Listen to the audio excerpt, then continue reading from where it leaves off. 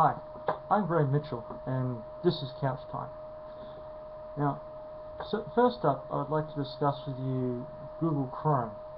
Apparently, the Google Chrome developers are saying goodbye to a Netscape plugin called NP API.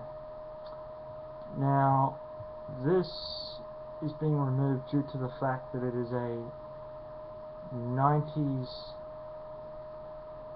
plugin, so it's basically old architecture, so to speak, and they're removing it because of the fact that it was a leading cause of freezes, crashes, security incidents, and code complexities. Now, because of this, Chrome will be switching out this plugin and removing it altogether. Now, for some people that don't know this particular plugin supported a bunch of other plugins. Several of these particular plugins are Silverlight, Unity, Google Earth, Java, Google Talk, and Facebook Video.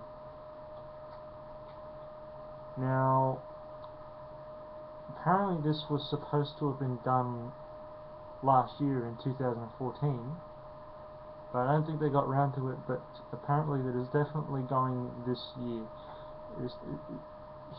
According to the information that I'm reading, it was a 1-year process. I don't know what sort of news that means for most people that use these platforms, but there's some information for you that you may or may not find interesting.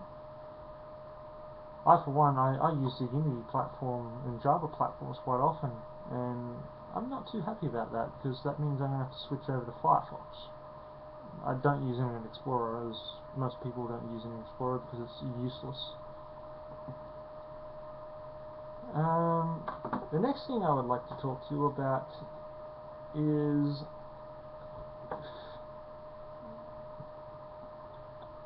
Unreal Engine 3.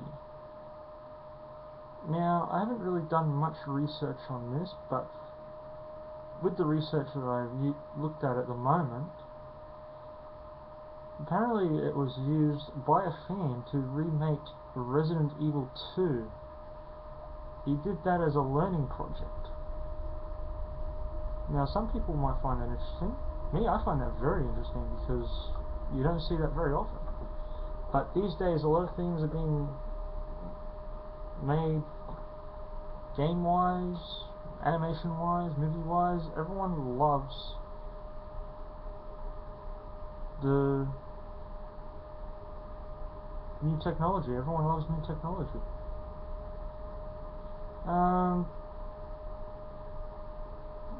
What this guy did was he recreated Resident Evil 2 using the Unreal Engine 3, and apparently he rewrote the script.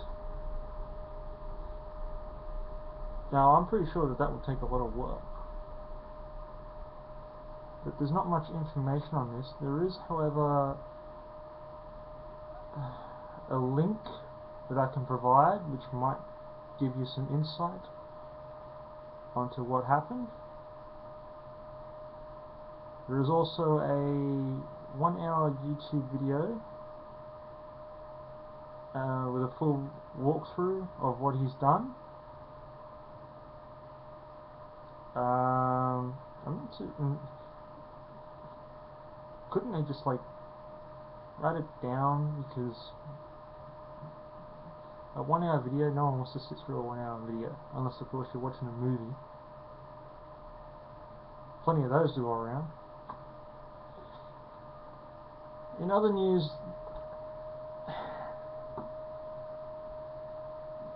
There is also more news on the Elder Scrolls Online front.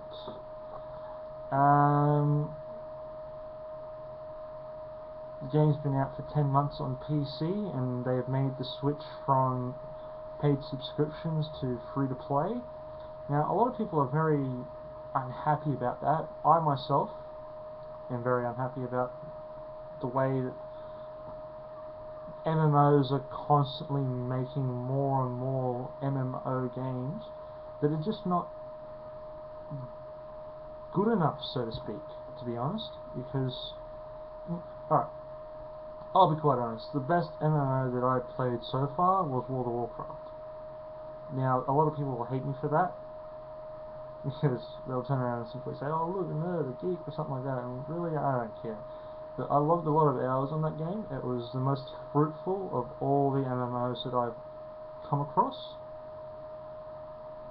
I've played a fair few, but as I was saying, Elder Scrolls Online, when I was in the beta testing, there were a lot of bugs, a lot of glitches, as you would expect. But after 10 months going from paid subscriptions to free to play, they're obviously not achieving what it is they're after. A lot of people will be happy about the fact that it's gone from paid subscription to free to play, but they won't be happy with the gameplay.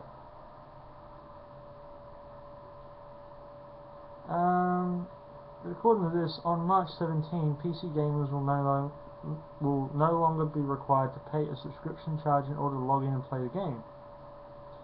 I'm pretty sure that this is news ages ago, but I've only just discovered this now.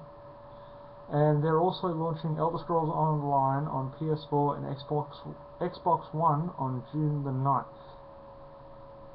And neither of those games will carry a mandatory subscription charge either. You'll just purchase the game and play as much as you want. PC gamers will automatically gain access to all Tamriel unlimited content as and when it becomes available.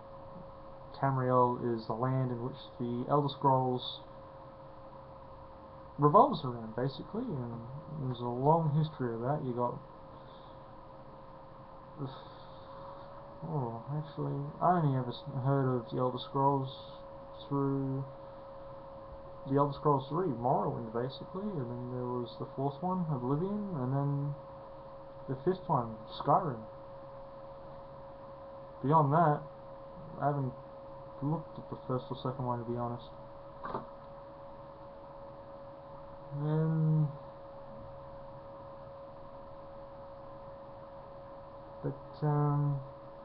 Yeah. I apologise for the delay in which this couch time video was made, as I had some issues regarding towards my health. But there is definitely more that I would like to talk to you about, but this will just be a short video. Hopefully my partner in the Granto Fitch Productions will be available for our next NXT episode, which should be this Friday or next Friday, I'm not too sure. We're still discussing that, as we're both currently dealing with some stuff, I think. I know I am. I'm not too sure about him, to be honest, but yeah, I'll keep in touch with you guys, and hope you guys have had a happy Easter.